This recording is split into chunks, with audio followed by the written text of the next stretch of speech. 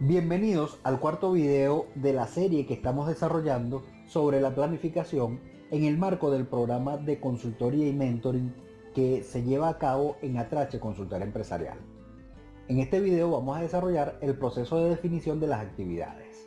Hemos venido desarrollando lo que es el concepto de planificación, hemos dado la inducción de cada uno de los procesos y hemos desarrollado lo que es la gestión del cronograma, sobre todo en el video anterior.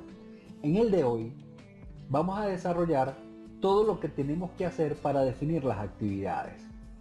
Con este paso o con este proceso se busca identificar y documentar las acciones concretas que serán necesarios realizar para poder producir los diferentes entregables del proyecto.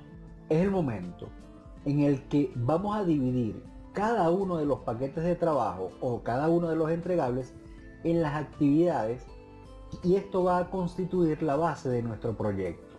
Este proceso proporciona las bases para hacer las estimaciones luego de tiempo, costo, materiales, de personas que deben intervenir en el proyecto. Las entradas de este proceso son el plan de gestión del tiempo, que ya lo desarrollamos en el video anterior, la línea base del alcance, o sea, la definición, la redacción que hicimos del alcance del proyecto, y la estructura desagregada de trabajo o la EDT.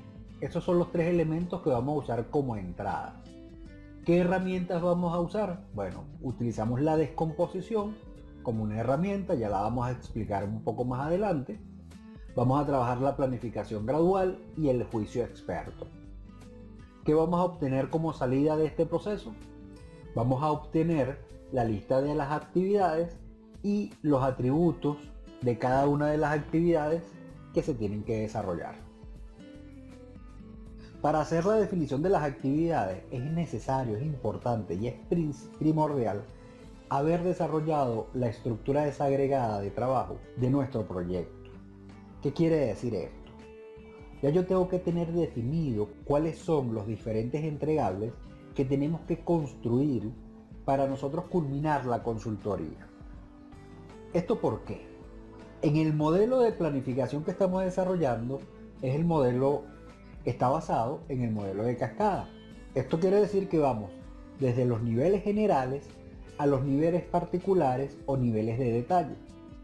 Entonces, una vez que yo defino los diferentes entregables, tal como se ve en la imagen que tienen en su pantalla en este momento, yo debo tomar cada uno de esos entregables, cada uno de esos elementos de mi estructura desagregada de trabajo y empezar a identificar cuáles son las actividades que yo tengo que ejecutar para poder completar ese entregable.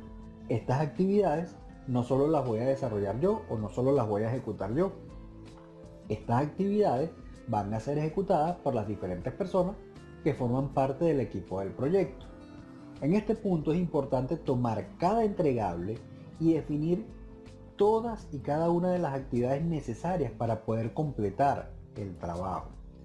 Esto nos va a permitir hacer un cronograma más robusto, más preciso.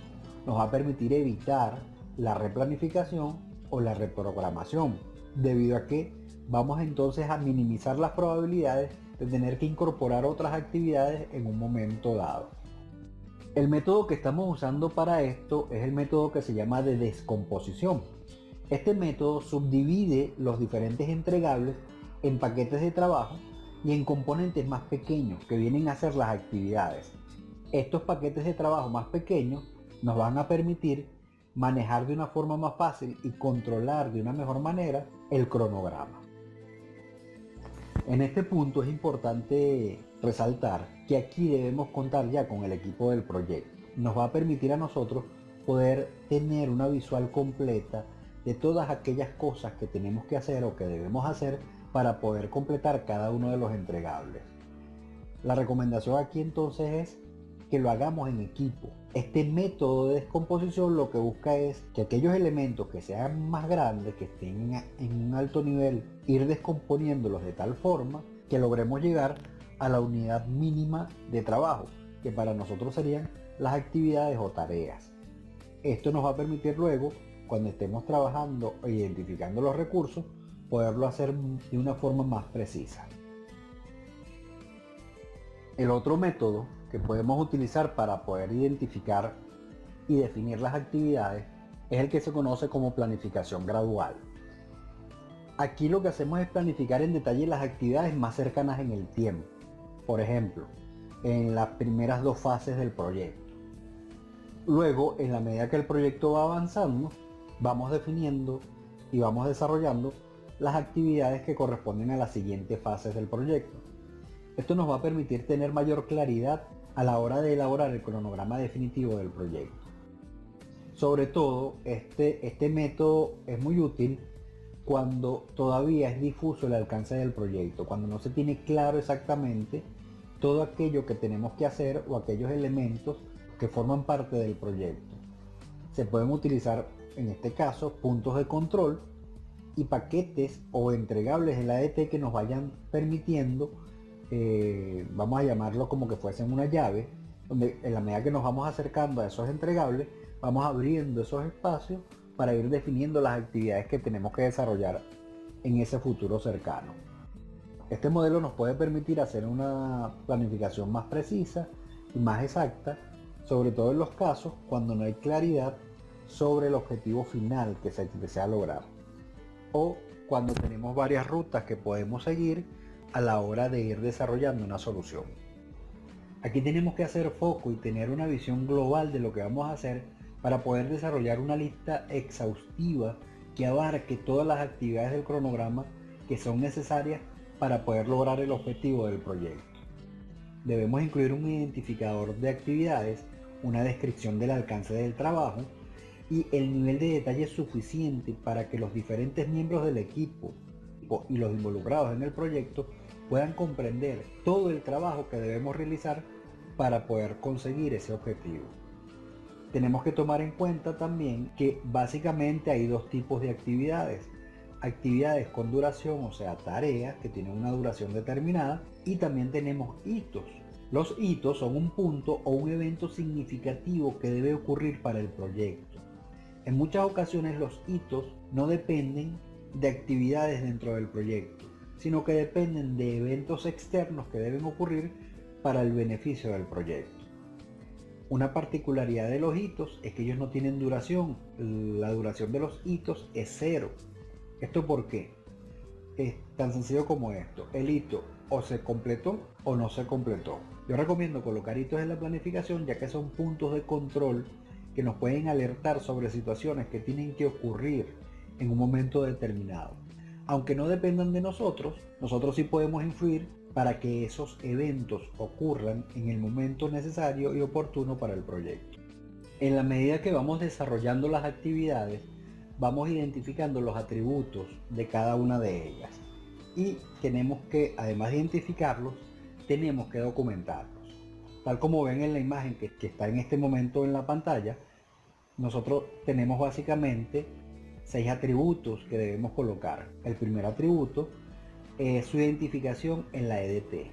¿En qué posición se encuentra en la EDT esa actividad? El siguiente atributo es el nombre que lleva la actividad. Pudiésemos agregar que es la descripción de la actividad. El otro atributo que sí es importante tenerlo es el tipo de actividad. Y como les dije, vamos a tener varios tipos. En este caso yo trabajo con 3 tipos de actividades.